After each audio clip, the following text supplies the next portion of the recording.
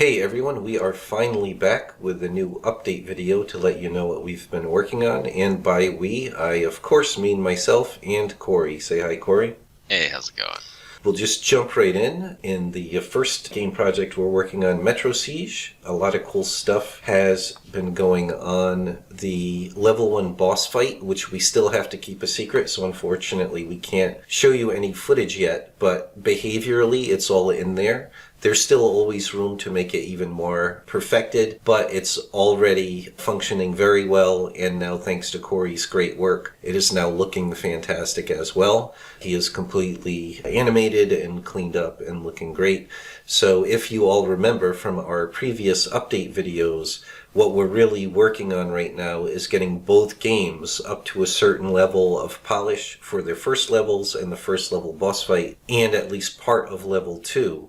So that we're going to be bringing both games with us to a quite popular YouTube channel. Their channel is based on retro games and stuff, and so we're really making sure that both games will make a great impression on that show. That'll be the next really big sort of publicity push for the projects we're working on, which is also part of why we're keeping these boss fights kind of under wraps. Only our patrons have seen them as they develop, and we're going to be getting a new playable demo of DaemonClaw to the patrons, which I'll get back onto DaemonClaw pretty soon.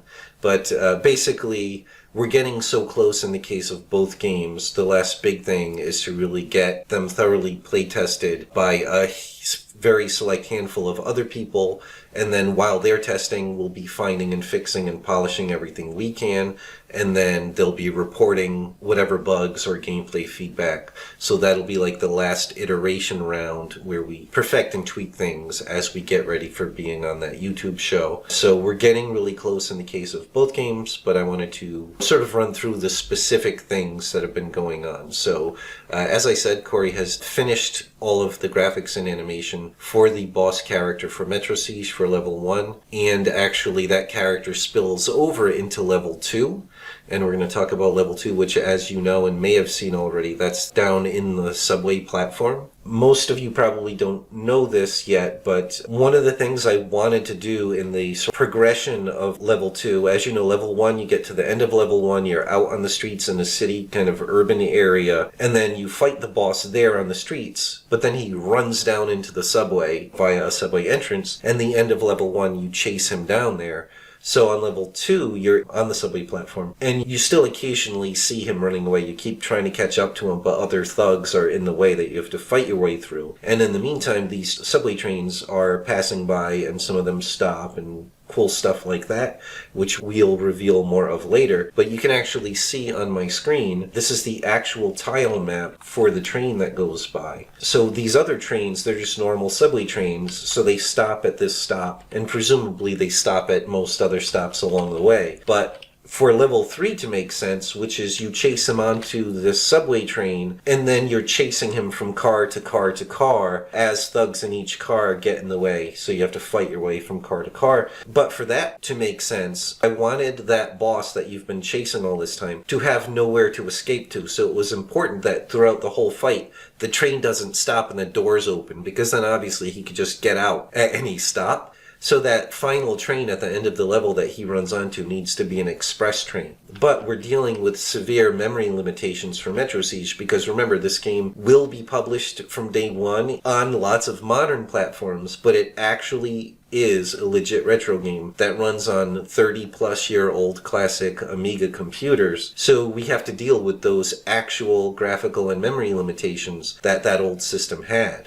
So I was talking with the programmer, and I said, I know it would be unrealistic memory-wise to fit an entire other tile map for a whole other train, but can we work out a trick and just have the data for only the things that change for the different trains? And he actually got that working now, which is fantastic. So I just wanted to show everyone, here's the tile set for the standard train that's not an express train. And then here was my test so that Alex could get it all working. You could see I changed the serial number on the train. I added an express sign in the window here. and I added graffiti. And the cool thing is, only that tiny bit of extra tile and tile placement data is stored, and then it could just swap which train is basically running past the screen as you progress through the level. We have to do memory tests to see how many different trains we could get on there. But there's at least going to be 2 now, the standard one that goes by and the express. And if we can fit it in memory ideally, each train that passes by will have at least different graffiti, maybe also a different serial number as well. And on a side note with the graffiti thing, that's one of the things currently visually lacking in our game is litter and graffiti. We need more of it. And we'll be adding that in either before or after our appearance on this YouTube channel. But eventually it'll be on there, and it's going to start with this level 2. So as you can see, there's already this one bit of graffiti. So if we have time and memory for it, even before the show, we'll get that on there. And an actual YouTube subscriber had a cool idea and basically requested that we put a specific thing on one of the bits of graffiti, and I thought that was such a cool idea. We're going to put in the graffiti that person requested, but also ask our patrons if they have any specific graffiti they want in there. So that's a fun little thing we're doing as a reward for the patrons. So that's what's going on there. And then at some point, I probably, when I'm editing this video, will put in some footage showing these trains running past in level 2. Oh yeah, another really cool thing. So after that nice video editing fade, I now have this cool animation tool open. And if you guys saw our last update video, I mentioned that another great programmer who happens to be from the Amiga community was working with us and with Alex to make a replacement of my old buggy, crusty modular animation tool. And the awesome news is that new animation tool is now feature complete and very stable, and we have completely switched over. So that means not only are the artists using it, but all of our old character animation set files have now been completely migrated over to the new tool and data format. But on the game engine side also, Alex has completely updated his basically authoring system so that now all the new animation data is what gets used. So this has already been fantastic on all ends for us artists. It's a much more comfortable way to work that wastes way less time trying to avoid or dealing with unnecessary crashes or bugs or the inability to preview your animation. So I'm just going to really quickly walk through the very basics. As you can see here, we have a list of animations that we could just scroll or click through. A really cool thing, so you can see it playing here. I can turn that off, or I could play the animation through just once. And then really nice addition here is we have the actual thumbnails for the animation, which makes it really intuitive to sort of pan through and look for and edit specific frames. And you could affect the duration of that particular frame right there. And then there's still the frame list, because to save memory, remember this needs to work on a 30-year-old computer with very little memory. A lot of animations might happen to reuse a frame that is identical. So instead of having the body part data for every, for identical frames, redundant duplicate data, you actually create the frames and then you could reuse any frame in any animation as many times as you need. So as you can see, there's this list of frames, so you could click through here and see what it looks like.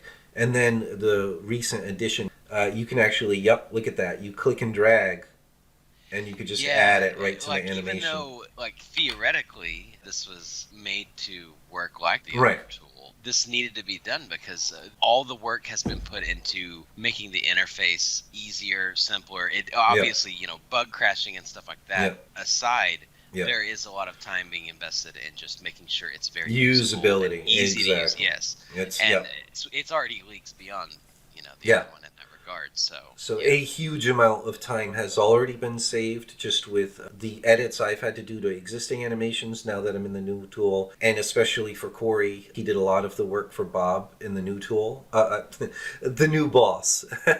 He did the level 1 boss. He did a lot of work for that. I did a lot of it with the previous, and then it reached a point where I got to switch over, and switching over was like a breath of fresh air. That's for sure. Oh wow, it's so easy now. Yeah.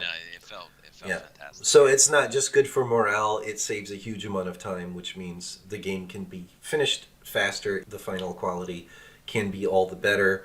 And the other cool thing, as we've hinted at before, this first game is being made by like a really fantastic programmer capable of making Metro Siege run on classic Amigas from day one, but also be able to be compiled to run on many modern platforms, which is awesome. But in the case of DaemonClaw, Corey and I are making it ourselves without the assistance of like a really awesome hardcore retro programmer. So we're going at it from the reverse angle. We're making it in a very modern authoring system that only exports to a few modern platforms. But when this first version of the game is completely done and out there and on the market, Alex, the same programmer, will use the same engine from Metro Siege, which especially by then will be incredibly complete and well tested, and he'll actually be using the core Metro Siege engine to make a port of DaemonClaw to actual classic Amigas, and that port will be able to be more easily exported to even more modern platforms by that time. But basically for that Amiga port, that's going to come later. That'll be like a deluxe update of the game, and we'll have had time by then to quite possibly add like one more level perhaps, or at the very least we'll have a lot of player feedback and be able to make other improvements for that sort of ultimate version of the game. And so anyway, that is also going to benefit from this animation tool. And to save us even more time, currently all of the boss and humanoid character animations in the game, we're using that modern modular animation tool called Spriter.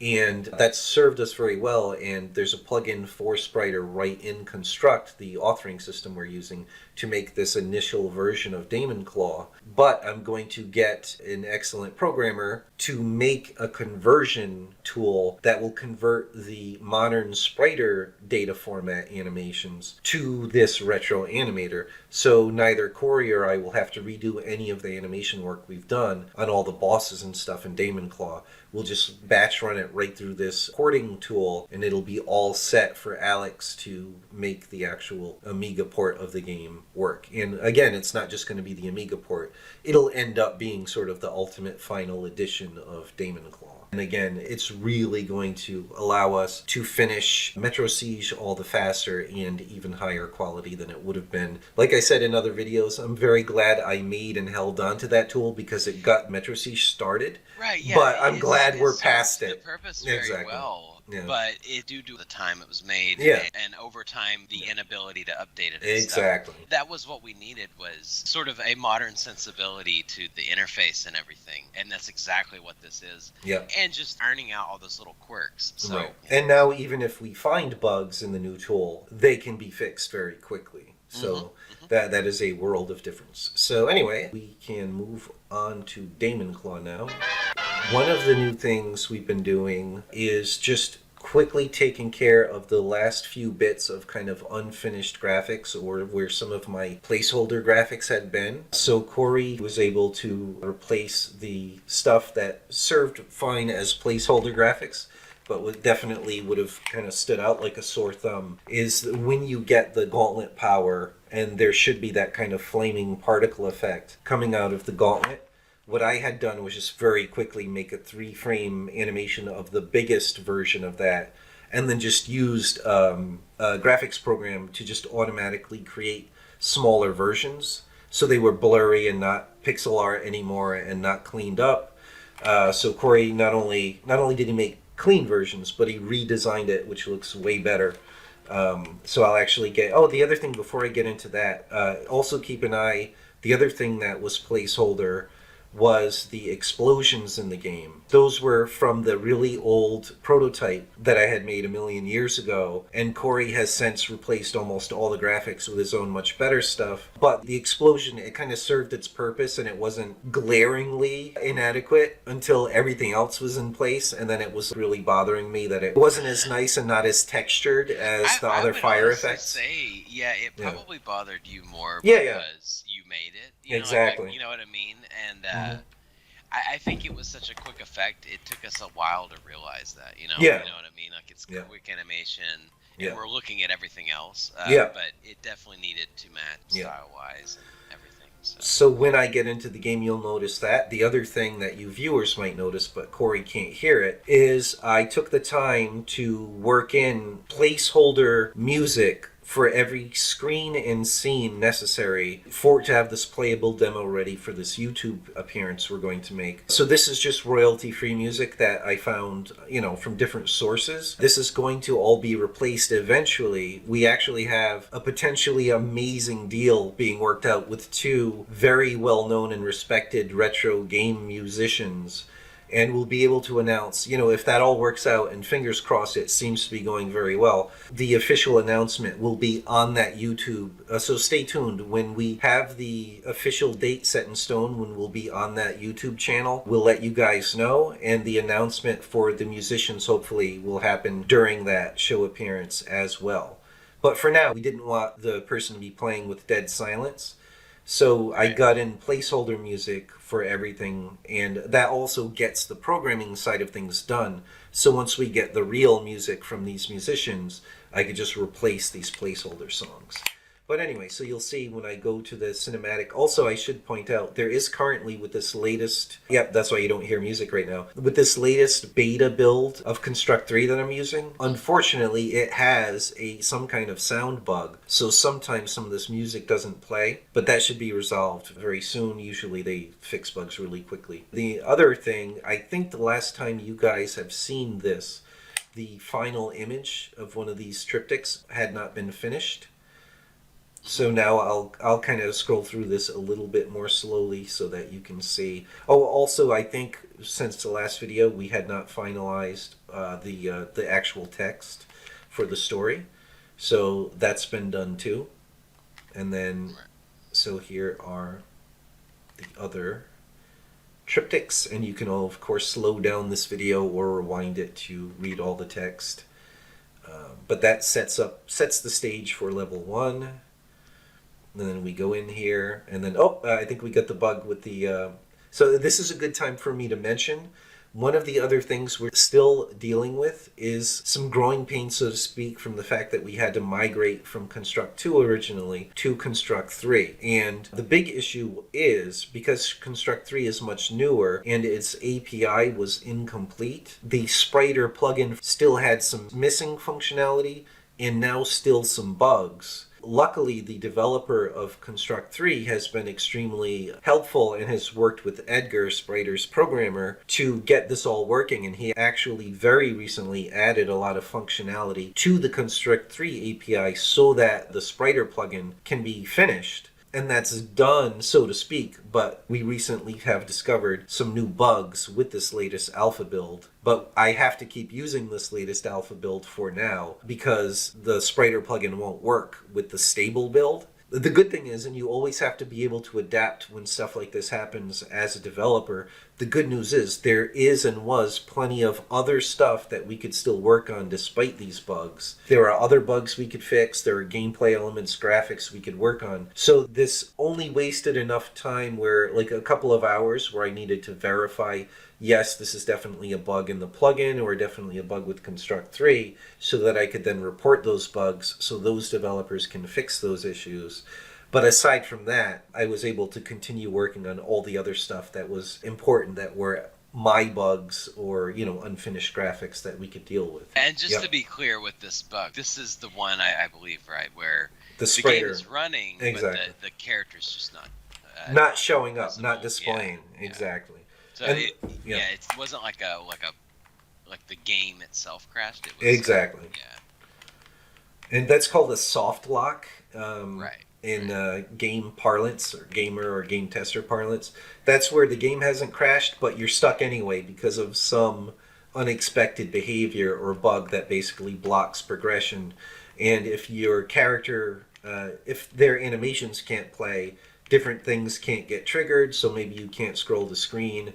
And that same bug is causing a critical soft lock at the end of this level, where the second set of Birdman sub-bosses, they don't ever appear, so you can never beat them, and the scrolling won't unlock and let you reach the end of the level. But And you could see, like, it works most of the time, and occasionally it'll just fail. But you could see the new beautiful gauntlet firepower effect that Corey made.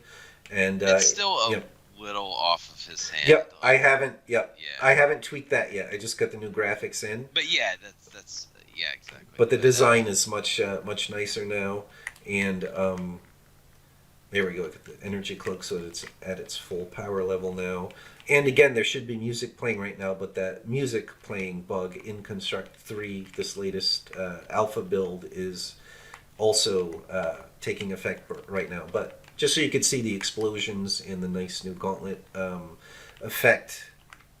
So that's how that is looking. So I'll just exit out of here. And again, a huge amount of progress. And by the way, I should also mention, all of the other critical bugs, aside from these ones that are specific to Construct 3, that we basically just have to wait to get fixed, and the Spriter plugin, all other important bugs have already been fixed. All that's left is perfecting and tweaking the gameplay, and if Corey and the patrons find any new bugs. So it really is in excellent shape. Aside from this game-breaking bug from the Spriter plugin and Construct, once those are fixed, the plan is to get a new playable build out to the patrons immediately, and then just look for any other bug ourselves, and last-minute thing to polish while the patrons are playing and sending feedback.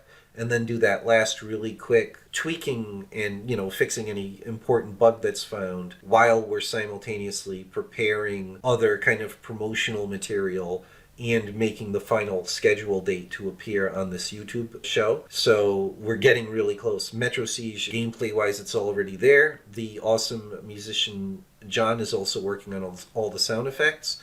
And there's just a handful more custom sound effects that we want to get in, specifically for the boss fight and for level 2. So that's being worked on now, and the interesting thing, like I said about memory, we already started making a first optimization pass. So when you're trying to fit as much greatness into very tight memory constraints, the first optimization pass that you want to do is figure out how you can save memory without having any negative impact on gameplay and graphics and stuff like that. So us artists, especially myself and John right now, while Corey has been busy finishing Bob in the first place and then doing all this new DaemonClaw graphics, but also, so John and I have been doing that first pass of what can we optimize in a clever way that has no visual impact, no trade-off, that frees up memory for sound.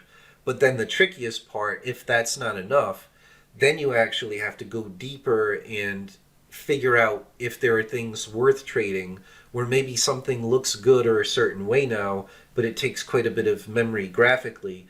Is there a way to do that that could look maybe as good or almost as good or maybe even better if you really work hard and take the time and use less memory to free up that memory, so it becomes that tug of war of figuring out exactly what's more important. Like in a given boss fight, like let's say there's one body part or motion blur that's only used in one animation and it's only on screen for a split second. You make that judgment call. Is there a way to replace that in a way that still looks really good, or maybe even as good if you put enough work in, and it frees up the room to get in? The Amiga computers were capable of really high quality sound sampling. Ideally, we really want at least every boss to have at least one custom voice sample. It could be a laugh, it can be a grunt, whatever it is, that really will increase the overall production value and kind of impact that the boss character has. So that's pretty important stuff, but we don't want to make the visuals suffer in a way that's not warranted. So you have to start making judgment calls, potentially if those more invisible optimizations aren't enough to get in the sound that you want. So that's what's going on right now with Metro Siege, but that's really the last thing that needs to be done, is for John to finish making the sounds, and then for us to figure out, okay, how much memory does that need, how much do we need to free up to fit that in there, and then do whatever optimizations are necessary. But that's actually not a lot of work, and there aren't a lot of sounds, so it should not be a big challenge, and we actually love those kinds of challenges. We're sickos that way. So anyway, that's all going well. And the last DaemonClaw updates, Corey had done a really nice change to the boss fight arena we can show you. Originally in the design, there were basically spiked gate designs here, gate ornaments on top. sort of like this, very crudely to just show. But it looked... Yeah, it was meant to look like a bit of a crude fencing type thing. Almost... More military and... Right, defensive. Because at that time, we hadn't fully... worked out the plot. Made all the decisions about the story and dialogue and everything.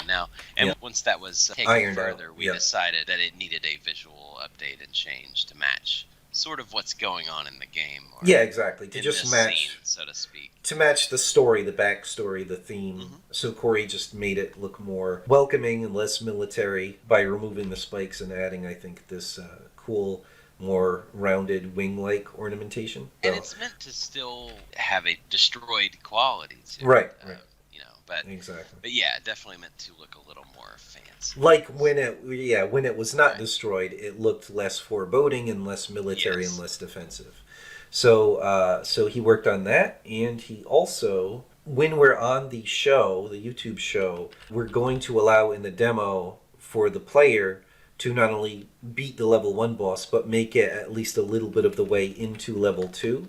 So quite a while back, Corey expanded the tile set of this environment to add cool stuff like the bridge and these, frostbitten trees, so to speak. And so that's more stony and mountainous areas to give it more variety, more tiles. So that's another one of the things that, that has been worked on that will make its appearance in that YouTube show. So let me see. I think that is mostly it. There were a couple of little code things I did want to mention in the DaemonClaw progress. If you had seen our most recent Programming Games and Construct video, you'll know that we got the sound settings screen working. And the big difference now is we really wanted to make sure that when this host of this YouTube channel prepares and practices and gets ready for the show, that he can go in and actually set the volume levels to be good for the show, so he can be talking to us while he's playing and not have the game destroy everyone's eardrums or drown anyone out. So the cool thing is this is all working now. There were several bugs that Corey found, like the volume settings of the preview didn't match in game. So I fixed all of the bugs that we found for that, and more importantly, when you click done, so I'll lower the volume, it actually saves that now. So if you restart the game, rerun the game, it actually remembers your setting. So obviously that'll be really handy, not only for the playtesters, our Patreon backers that get to playtest this build once it's ready, but also the guy that'll actually be playing on the YouTube show. That'll be much better. And then the other thing that I should mention is for the cinematic and the boss scenes, which I can't show you yet, there's the text that appears here. And I used to have that on separate text files that were embedded into the game. And we were using this thing called the Ajax object, which is a very web-based technology and protocols. And because it's web-based, it does these weird things where you can't just tell the game, okay, load this, and then when it's done, it continues on with the rest of the game. You basically have to request a load, and then that's happening in the background. And that's going to take a random amount of time, and it might or might not fail. So you need all this extra code to compensate for that. And it should never fail because we're making this game to work locally. So it never needs to download that file separately from the internet somewhere. Like it's right on the same hard drive in the same folder as the game. But with this latest beta version of Construct, there's a bug, and for some reason the Ajax object is just failing to load a file that's built right into the, embedded in with the game. But at that point, it was just like, yeah, screw that. I'm going to redo it. And what I did was simply replace all that Ajax stuff in requests, and I just made global string values right in the game itself that have the full data for that dialogue. And it loads those directly from the game's own variables into what's called the dictionary object. So now that's 100% guaranteed to work every time. Right. So even if, for all we know, even if they fixed that Ajax bug on the next update in Construct, maybe that bug will rear its ugly head again in another future update of Construct. Right. Or maybe it's more sensitive. We plan on making Android and iPhone and Xbox exports of this game right out of Construct. And maybe that bug will rear its ugly head on one of those other platforms. So I suddenly realized it's actually really easy to do it this way instead of using embedded files. So why not just make that change and then never have to worry about it no matter what platform we export to and no matter how many updates to Construct. So that's my philosophy from now on, is avoiding that kind of weird, touchy, web-based stuff as much as possible from now on. Yep. So that's the other thing I did, and I really think that sums up what we've been working on. So there's still that question mark. We don't know when these two bugs, both in the Spriter plugin and Construct, get resolved. But as soon as they do, we're just going to get builds out to Corey and to the Patreon backers so they can playtest. And then we've just got that last sprint where we get to fix anything we find last minute, schedule the actual appearance, get all the promotional stuff ready, including the sort of final conversations with those two musicians to get that, completely squared away so that we can make the announcement. That's going to be really exciting, especially if you are Amiga fans or fans of kind of Western and European retro games. You probably know the names of these two musicians or know and love music that they have created. So, and like I said, things are looking very, very likely this is going to happen, but we hope you will be as excited as we are if we manage to make this deal with them. But things are looking extremely promising in that regard. And the other really cool thing, it's not just with one really awesome musician, it's two, either individually or together, making the soundtrack for this game. So extremely high likelihood, at least of partial success, which would mean we have at least one incredibly awesome musician who's going to do the soundtrack for the game. But I'm kind of rambling now, and that's everything we wanted to cover. So I will leave it there. And as always, thanks everyone so much for watching, and we'll be back soon with another video. If you enjoy our content and want to keep up to date on our games, please leave a like and subscribe. Also, if you want to support our projects, consider becoming a patron. The link's in the description, and we'll see you soon.